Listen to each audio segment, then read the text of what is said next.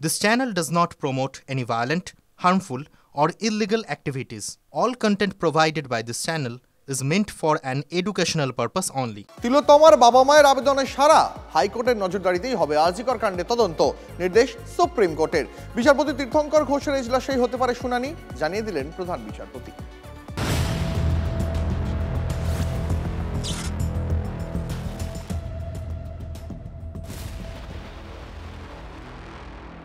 আরজিকর মামলায় বড় নির্দেশ সুপ্রিম কোর্টের। আরজিকর মামলার শুনানি কলকাতা হাইকোর্টেই হবে। তিলোত্তমার বাবা মায়ের আর্জির মান্যতা দিয়ে নির্দেশ সুপ্রিম কোর্টের। সিবিআই তদন্তে খুশি নন, নতুন করে তদন্ত চেয়ে হাইকোর্টের দ্বারস্থ হন তিলোত্তমার বাবা মা। একই সঙ্গে বৃহত্তর ষড়যন্ত্রে জড়িতদের আইনের পরিধিতেও আনতেও মামলা করেন তিলোত্তমার বাবা মা। সেই আবেদনেই সাড়া দিল সুপ্রিম কোর্ট। কলকাতা হাইকোর্টে মামলার শুনানির অনুমতি দেন প্রধান বিচারপতি সঞ্জীব খান্নার বেঞ্চ। সুপ্রিম কোর্ট প্যারেন্টসদের প্লিটা গ্রান্ট করে দিলেন আর বললেন যে হাইকোর্ট এই ম্যাটারটা ফার্দার ইনভেস্টিগেশন আর সিবিআই ইনভেস্টিগেশন আর সাপ্লিমেন্টারি চার্জশিটটা সুপারভাইজ করতে পারেন। আরজিকর কাণ্ডে তদন্তের উপর অসন্তোষ প্রকাশ করে 50টিরও বেশি প্রশ্ন তুলে কলকাতা হাইকোর্টের দ্বারস্থ হয়েছিলেন নির্যাতিতার বাবা মা।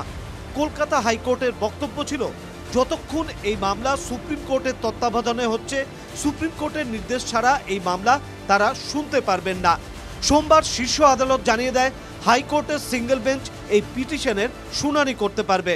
এই 52টা কোশ্চেনের উত্তর আমরা কোর্টের কাছে জানতে চেয়েছি, আমরা কোনো সংস্থার কাছে জানতে চাইনি, কারণ আমাদের এটা কোনো ওদের ওপর আমাদের কোনো বিশ্বাস নেই। কিন্তু ওদের ওপর যদি আস্থা রাখতে না পারেন তাহলে তো সেক্ষেত্রে রাজ্য প্রশাসন, রাজ্য পুলিশ, সে সুপ্রিম হাইকোর্ট বুঝবে। হাইকোর্টে যিনি বিচারপতি থাকবেন, যাকে কোশ্চেন আমরা করেছি, তিনিই বুঝবেন যে কি করবেন। আমি মহামান্য সুপ্রিম কোর্টের বিচারপতিকে প্রথমে কৃতজ্ঞতা জানাই। ফার্দার ইনভেস্টিগেশন চেয়েছি, কারণ আমার মেয়ের যে চেস্ট ডিপার্টমেন্ট সেখানের সবাই অভিযুক্ত। খুন হয়ে গেল, একটা মেয়েকে ধর্ষণ হয়ে গেল, সে তার অন ডিউটি অবস্থায়, আর ভেতরের কেউ কিচ্ছু জানতে পারলো না, এটা কেউ বিশ্বাস করবে না। আন্দোলন জারি থাকবে। এখন হাইকোর্টের দিকেই তাকিয়ে আন্দোলনকারীরা। আইনি লড়াই আর একদিকে রাস্তার গণতান্ত্রিক যে লড়াই, এই দুটো পরিসরেই আমাদের লড়াই জারি আছে। আমরা বিচার ছিনিয়ে আনবো, তার কারণ তিলোত্তমা শুধুমাত্র পানিহাটির ওই একটি পরিবারের মেয়ে নয়, তিলোত্তমা আমার, আপনার, সকলের, আমাদের বাড়ির মেয়ে। আন্দোলনের একটা পর্যায় থেকে হয়েছে এবং আন্দোলনকে মাথায় রেখেই এই সিদ্ধান্ত আমার মনে হয়, এবং পরবর্তীকালে আমরা হাইকোর্টের দিকে তাকিয়ে থাকবো যে তারা কতটা গুরুত্ব সহকারে এই বিষয়টাকে বিবেচনা করবেন। সুপ্রিম কোর্ট তো মনিটর করেছে, দীর্ঘ শুনানি হয়েছে, শুনেছেন।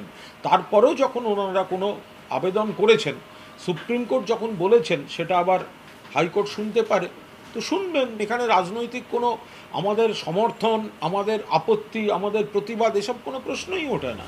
আগামী মে মাসের দ্বিতীয় সপ্তাহে এই মামলার পরবর্তী শুনানি বলে জানা গিয়েছে। জ্যোতির্ময় কর্মকারের রিপোর্ট, TV9 বাংলা। কলকাতা কি দুষ্কৃতীদের স্বর্গরাজ্য হয়ে উঠছে? বাংলার রাজধানী কি এখন অস্ত্র পাচারের করিডোর? প্রশ্নগুলো ওঠা স্বাভাবিক, কারণ বারবার শহরে অস্ত্র উদ্ধার হচ্ছে, কখনো বিহার কানেকশন, কখনো উত্তরপ্রদেশ কানেকশন। সেখানে শিয়ালদা অঞ্চলটাই যেন অপরাধের আঁতুড়ঘর। আবারও শিয়ালদা স্টেশন থেকে আগ্নেয়াস্ত্র সহ পাকড়াও যুবক। ধৃতর 31 মার্চ পর্যন্ত পুলিশে হেফাজত হয়েছে। এই নিয়ে 5 মাসে 3 বার শুধু শিয়ালদা থেকেই অস্ত্র পাচারের পর্দাফাঁস।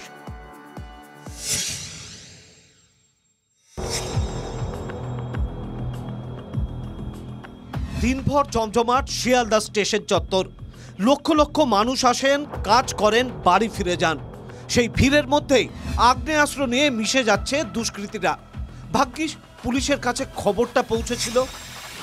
খাস কলকাতায় আগ্নেয়াস্ত্র সহ এক ব্যক্তিকে গ্রেফতার করার ঘটনায় চাঞ্চল্য ছড়ালো শিয়ালদা স্টেশন এলাকায়। গোপন সূত্রে STF এর যারা আধিকারিকেরা আছে আজ ভোর 5:30টার সময় শিয়ালদা স্টেশনের বাইরে এক ব্যক্তিকে আটক করে। STF সূত্রে খবর, বিহার থেকে মালদা হয়ে ট্রেনে অস্ত্র নিয়ে কলকাতায় আসা হয়। ব্যাগে জামা কাপড়ের আড়ালে রাখা ছিল আগ্নেয়াস্ত্র। সূত্রের খবর, অস্ত্রগুলি বিহারের খাগাড়িয়া জেলার মানসিতে তৈরি। বিহার থেকে হাটেবাজারে এক্সপ্রেসে নিয়ে আসা হয় এই অস্ত্র। অস্ত্র পাচারের দায়িত্ব ছিল মালদাহের কালিয়াচকের বাসিন্দা হাসান শেখ। হ্যান্ডেলার হাসান শেখকে গ্রেপ্তার করেছে STF। তার কাছ থেকে 6টি আগ্নেয়াস্ত্র এবং 8 রাউন্ড গুলি উদ্ধার। পিস্তলের মধ্যে আবার চীনা লোগো রয়েছে। হাসান মূলত অস্ত্র কারবারি ও খদ্দেরদের মাঝে মিডলম্যানের কাজ করত। আশেপাশের এলাকার কারো সঙ্গে যোগাযোগের কথা ছিল। আপনারা বিশ্বাস করতে পারছেন যে অস্ত্র কারবার করতে পারে? না না না, এগুলা কোনোদিনই জানি না স্যার। গ্রামেও পুছালাও, মেম্বার প্রধানকেও পুছালাও, এগুলা কাজ করে না, ও ফেরি করে। যদি টাকা দেন যে এই মজমপুরে এই জিনিসটা নিয়ে যাও, তো আমি তো চলে যাবো লোভে, যে পাইলবো 5 মিনিটে, এই হিসাবে লোভে চলে গেছে। বেশিরভাগ বাইরেই থাকে, ফেরি করে বিহার মধুবনীতে ফেরির কাজ। এর আগে কোনোদিন কোনো ব্যাড রিপোর্ট পাইনি, ওর খারাপ রিপোর্ট পাইনি। স্বাভাবিকভাবেই ট্রেনের নিত্যযাত্রীদের মধ্যে আতঙ্ক ছড়িয়ে পড়ে। দাদা এত এরকম অবস্থা আগে আমরা দেখেছি কিনা আমার মনে পড়ছে না। যতক্ষণ এটা ঢুকেছে তার মানে এটা একটু খুবই টেনশনের বিষয়। রোজ কলকাতা থেকে কাজে যাচ্ছি, বাইরে থেকে কাজে আসছি, ভাত ফাত নিয়ে যাচ্ছি, এই সমস্ত দেখে তো ভয় লাগবে। আমাদের নিরাপত্তার কোনো ইয়ে নেই, আমরা রোজ ডেলি প্যাসেঞ্জারি করি আসি, আমরা বাড়িতে ফিরবো কিনা এখন তো সন্দেহ হচ্ছে, ফিরতে নাও পারি। দুষ্কৃতীদের দল হচ্ছে, এটা কোনো রাজনৈতিক দলের মধ্যে এটা পড়ছে, তা এখান থেকে পাচার করাচ্ছে। যে হাসান শেখ, তার কি ঠিক উদ্দেশ্য ছিল? এই সমস্ত আগ্নেয়াস্ত্র এবং কার্তুজ সেগুলো কি কারুর কাছে পৌঁছে দেওয়ার পরিকল্পনা ছিল, নাকি সে নিজেই কোনো ধরনের নাশকতা বা দুষ্কৃতিমূলক কার্যকলাপের জন্য কলকাতাতে এসেছিলেন এই সমস্ত আগ্নেয়াস্ত্র নিয়ে? সেগুলো কিন্তু এখনো পর্যন্ত স্পষ্ট নয়। এবারই প্রথম নয়, এর আগেও অস্ত্র উদ্ধার হয়েছে কলকাতায়। 26শে ফেব্রুয়ারি 2025 আগ্নেয়াস্ত্র সমেত হেস্টিংস থানার পুলিশের হাতে গ্রেপ্তার এক, উদ্ধার 1 নলা বন্দুক ও কার্তুজ। 8ই ফেব্রুয়ারি 2025 বড়বাজার থেকে আগ্নেয়াস্ত্র সহ উত্তরপ্রদেশের এক বাসিন্দা গ্রেপ্তার। 25শে জানুয়ারি 2025 সুরেন্দ্রনাথ কলেজের সামনে বন্দুক গুলি সহ পাকড়াও উত্তরপ্রদেশের 5 জন। 9ই জানুয়ারি 2025 তোপসিয়া থানা এলাকা থেকে বন্দুকগুলি উদ্ধার। ডিসেম্বর 2024 এজেসি বোস রোড থেকে অস্ত্র উদ্ধার, বিহার থেকে অস্ত্র এনে কলকাতায় বিক্রির চেষ্টা। নভেম্বর 2024 শিয়ালদহে বৈঠকখানা বাজারে বাজারের থলিতে 5টি পিস্তল, 90 রাউন্ড গুলি উদ্ধার। কি হচ্ছে শহরে? এই অবৈধ অস্ত্রশস্ত্রগুলোকে উদ্ধার করতে ব্যর্থ হয়েছে রাজ্য সরকার। কারণ রাজ্য সরকার রাজ্য প্রশাসনকে দিয়ে উদ্ধার করবে, ম্যান পাওয়ার কমে গিয়েছে 1 নম্বর। দ্বিতীয়, এদেরকে দিয়ে তো রাজনীতিকরণ হচ্ছে, ম্যাক্সিমামকে দিয়ে বিরোধীদেরকে আটকানোর অপচেষ্টা চলছে। ফলে সাবজেক্ট ছেড়ে অবজেক্টের দিকে বেশি নজর দেওয়ার ফলে এই দুর্দিন দেখতে হচ্ছে। তারা ধরা পড়েছে যে এদের সোর্স অফ আর্মসটা কোথা থেকে আসলো, কে ওদেরকে সাপ্লাই করলো, ফিনান্স কে করছে, অর্থনৈতিক সাহায্য এদেরকে কে করছে, এই প্রত্যেকটা জিনিস তদন্তের মধ্যে আনতে হবে। এবারও কি ঘুরপথে বেআইনি অস্ত্র কলকাতায় ঢুকছিল? কি উদ্দেশ্যে কলকাতায় অস্ত্র আনা হয়েছিল? শুধু কি হাত বদলের জন্য, নাকি পিছনে নাশকতার ছক? পুলিশের চোখকে ফাঁকি দিতে ব্যস্ত শিয়ালদাকে বারবার ব্যবহার অস্ত্র কারবারিদের। কলকাতায় কেন বাড়ছে অপরাধের কারবার? উদ্দেশ্য যাই হোক, শহরে বারবার অস্ত্র উদ্ধারে নিরাপত্তা নিয়ে বড় সড় প্রশ্ন উঠছে।